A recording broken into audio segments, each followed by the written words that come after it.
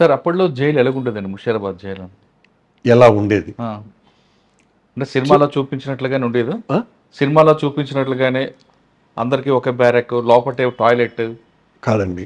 అంటే మేము political prisoners కాబట్టి తొలి 10 రోజులు భోజనం చాలా ఇబ్బందికరంగా ఉండినప్పటికీ, ఆ తర్వాత మాకు ఈ మీసా డిటెన్యూలకి ప్రత్యేకమైనటువంటి సదుపాయాలు చాలా ఇచ్చారు. కలిగించారు. చాలా మంచి భోజనం హ్మ్. మేమే చేసుకునేవాళ్ళం.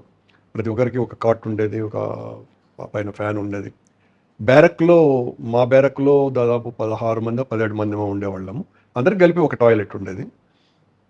బయటంగా చాలా పెద్ద బ్యారక్‌లు గూడా ఉండేటివి. ఒకే బ్యారక్‌లో 70, 80 మంది ఉండేటువంటి బ్యారక్‌లు గూడా. మా పక్కన ఇంకొంచెం చిన్న గది ఉండేది. అందులో వి. రామారావు గారని, ఆ తర్వాత ఆయన సిక్కిం గవర్నర్‌గా అయినాడు. మా పక్క రూమే. హుహు. అలాగే జూపూడి యజ్ఞనారాయణ గారని ఎమ్మెల్సీ ఉండే ఆయన. వైసీ రంగారెడ్డి అని ఎమ్మెల్సీ ఉండే ఆయన. తరిమెల రామదాస్ రెడ్డి గారు, నాగిరెడ్డి గారి తమ్ముడు. వీళ్ళు నలుగురు ఉన్నట్టు గుర్తు ఆ రూమ్‌లో.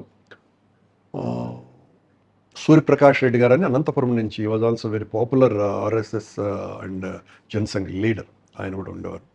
ఇక గౌతుల్ లచ్చన్న గారు, వెంకయ్య నాయుడు గారు వీళ్ళు వైజాగ్ నుంచి వస్తూ ఉండేవాడు వెంకయ్య నాయుడు గారు అప్పుడప్పుడు. వరవర్రావు గారు, శర్మన్ రాజు గారు, జ్వాలాముఖి గారు, సత్యమూర్తి గారు, హ్మ్. కేజీ సత్యమూర్తి.